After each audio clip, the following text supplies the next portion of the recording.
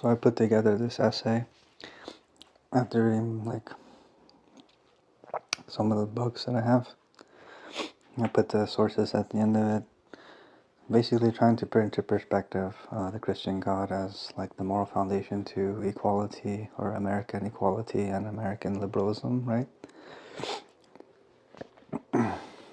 So I came up with this essay with the chat, and so I wanted to just go ahead and start.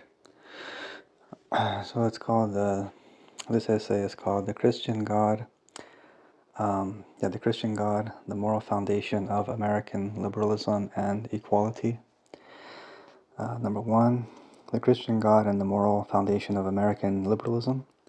From the earliest settlements to the framing of the Constitution, the American political vision was articulated within a theological universe. Liberty was not imagined as autonomous self-assertion, but as freedom under God. Ismail Kurun argues in The Theological Origins of Liberalism that liberalism in the West did not arise in opposition to Christianity, but from within a Christian metaphysical and moral framework. Early liberal thought presupposed a sovereign, just, and personal God who endowed human beings with moral worth. American liberalism inherited this theological inheritance. James G. Basker's collection, Black Writers of the Founding Era, reveals that this theological grounding was not confined to elite theorists. Lemuel Haynes described liberty as a jewel handed down from heaven and insisted that bondage violated divine justice. His argument was not sociological but theological. All human beings are of one blood, created by God, and therefore equal in their natural rights. Equality was sacred because its source was sacred. Cody W. Cooper reinforces this moral architecture in The Classical and Christian Origins of American Politics by showing that American political thought united classical republicanism with Christian theology. Civic virtue alone could not sustain liberty. It required accountability to a higher moral authority. Thus, from its inception, American liberalism presupposed a Christian anthropology.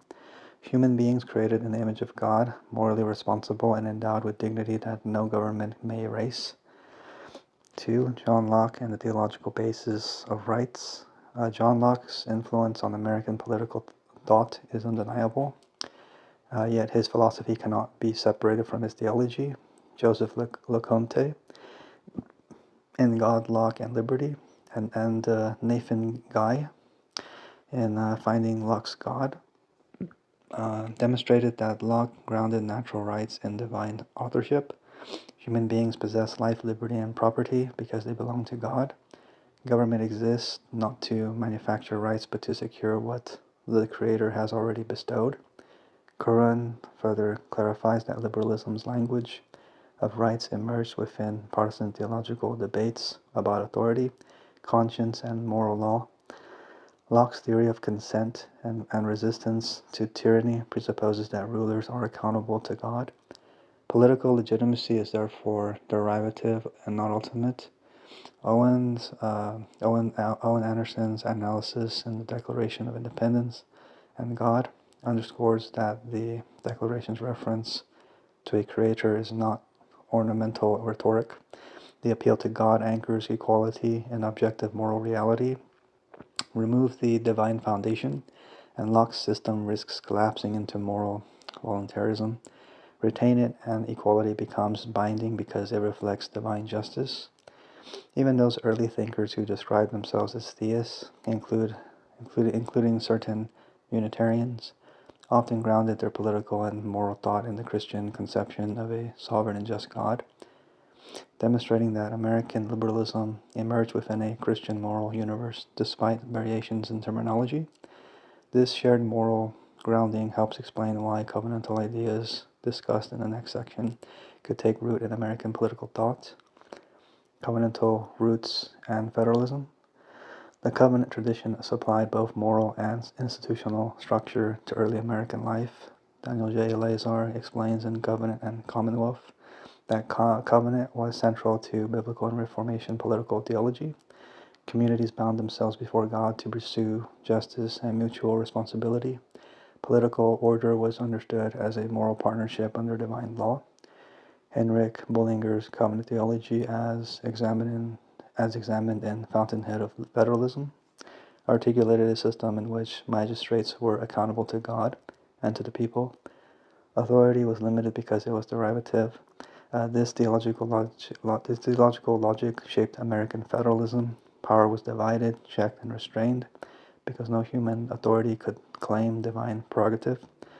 Kurun's work reinforces that liberalism's commitment to limited government is rooted in this theological structure. Federalism is not merely pragmatic institutional design. It reflects a moral conviction that sovereignty ultimately belongs to God. Distributed authority mirrors the conviction that all human power must remain accountable to divine law. The Christian moral basis of equality. American equality is profoundly theological in origin. Lemuel Haynes challenged slavery by asking whether skin color could determine natural rights. Scripture, he argued, provides no such warrant. All are created by God and therefore share equal claims to liberty. Equality was not abstract idealism, but obedience to divine truth. Basker's anthology demonstrates that black intellectuals consistently appealed to biblical justice when defining liberty. The arguments assume the doctrine of the Imago Dei. Every human being bears the image, God's image. This doctrine rendered racial hierarchy morally indefensible. Kurun emphasizes that liberal equality flows from this Christian anthropology without the theological claim that human dignity originates in God. Equality becomes negotiable. Without the theological claim that human dignity originates in God, equality becomes negotiable. With it, equality becomes morally binding and universally applicable, transcending race, class, and nationality. Religious freedom and public order. Religious liberty in America was conceived as freedom of conscience before God. Anderson shows that the founders believed religious liberty and not coercion was the stronger bond in a pluralistic society because rights are endowed by a creator. Civil authority must respect the sacred domain of conscience. Cooper highlights that Republican institutions require virtuous citizens, and virtue in the American context was shaped by Christian moral teaching. Religious freedom allowed diverse denominations to flourish while preserving shared moral commitments rooted in belief in God. Early American leaders often tied civic obedience and the functioning of civil institutions directly to religious belief. As James Hutson notes in Forgotten Features of the Founding, at the North Carolina Ratifying Convention in 1788, James Iredell emphasized that oaths were considered a solemn appeal to the Supreme Being, according to that form which will bind his conscience most. Washington expressed similar concerns in his farewell address, warning that without a sense of religious obligation, the security of property, reputation, and life would be undermined. Later, in the Massachusetts Constitutional Convention of 1820, Warren Dutton argued that belief in a future state of rewards and punishment was essential for civil virtue, shaping citizens to be just, honest, and charitable, and ultimately securing the moral foundation of the state. J. Judd Owen argues in Religion and the Demise of Liberal Rationalism that when liberalism severs itself from its theological roots, rights become contingent social agreements. The American model avoided this instability by grounding liberty in divine authority. The Declaration of the God of Liberty, the Declaration of Independence, explicitly invokes the laws of nature and nature's God, appeals to the supreme judge of the world, and expresses reliance on divine providence. These references frame the American cause within a theological horizon. Anderson argues that this language signals a personal moral authority, not a distant abstraction. Kurun and Locke underscore that this theological grounding distinguishes American liberalism from purely secular rationalism. Government does not create equality, it acknowledges what God has instituted. And sustaining liberty, a shared moral foundation. American liberalism requires moral coherence to endure. Eleazar and McCoy demonstrate that covenantal governance presupposes shared ethical norms, and the institutions alone cannot sustain liberty without moral conviction. Cooper emphasizes that classical republican structures depend upon virtue shaped by Christian moral teaching. Kurun warns that when liberalism forgets its theological origins, it risks eroding the very foundations that made it stable. And the nation as sacred communion.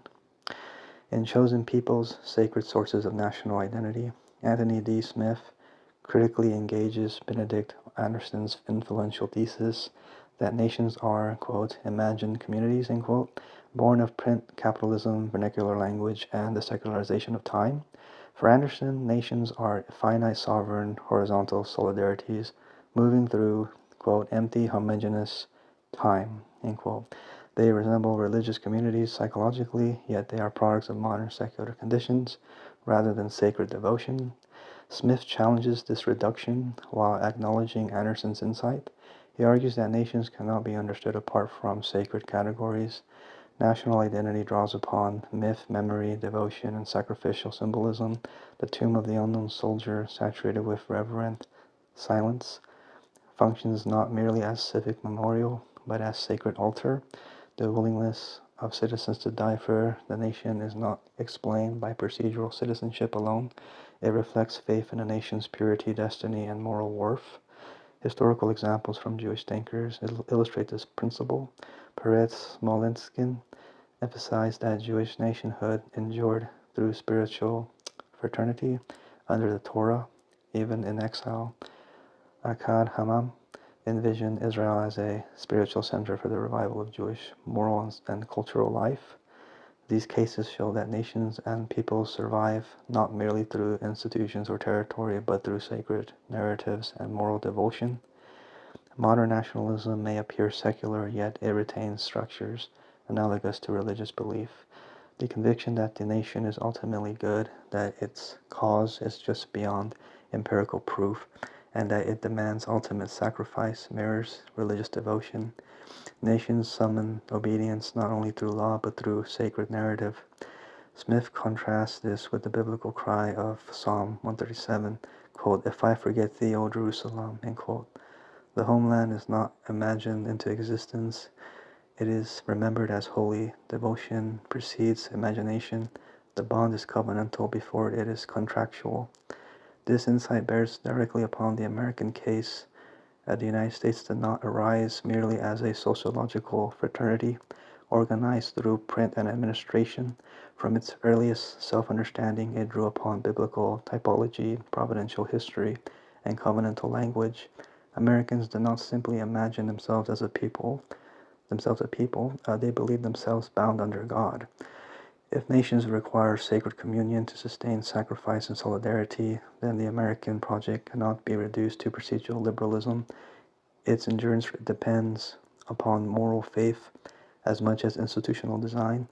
The erosion of sacred memory does not merely weaken religion, it risks dissolving the imaginative and moral bonds that hold a nation together. And as a conclusion, the American experiment emerged within a distinctly Christian moral and metaphysical horizon. Historically considered, its language of natural rights, equality, covenant consent, and limited government did not arise in a vacuum. They were articulated by thinkers who assumed a personal, sovereign, and just God, who endowed human beings with dignity and bound rulers to moral law. A deeper philosophical question presses forward. Can liberal equality remain coherent if severed from the theological soil from which it grew? If every human being bears the image of a just and sovereign creator, then dignity is objective, not negotiated. Rights are not political permissions, but moral realities. Equality is not sentimental aspiration, but theological truth. Thus, two conclusions follow. First, American liberalism was historically formed within a Christian moral universe. Second, the philosophical stability of its commitment to equality is most secure when rooted in that same theological vision. The endurance of American liberty may depend not merely on constitutional mechanisms, but on whether the moral foundations that once animated them are remembered, understood and preserved. So that's the end of the essay, and then I have the sources that I used, all of these books that I have. Anderson Owens, The Declaration of Independence and God, Self-Evident Truths in American Law. Basker, James G., Black Writers of the Founding Era. It's a Library of America Anthology. Cooper, Cody W., The Classical and Christian Origins of American Politics. Laser Daniel J., Covenant and Commonwealth. Kurun, Ismail, The Theological Origins of Liberalism. Joseph LeConte, God, Locke, and Liberty, The Struggle for Religious Freedom in the West. Nathan Guy, Finding Locke's God, The Theological Basis of John Locke's Political Thought. And this is Charles McCoy, Fountainhead of Federalism, Henrik Bullinger and the Covenantal Tradition. And then Judd Owen, Religion and the Demise of Liberal Rationalism, The Foundational Crisis of the Separation of Church and State. Lemuel Haynes, Writings on Liberty, Equality, and Slavery. Anthony Smith, Chosen Peoples, Sacred Sources of National Identity. Christopher Grasso, Skepticism and American Faith, From the Revolution to the Civil War. James Hutson, Forgotten Features of the Founding, the Recovery of Religious Themes in the Early American Republic. So I hope you liked the essay or so, and I would say please like and subscribe, and thank you.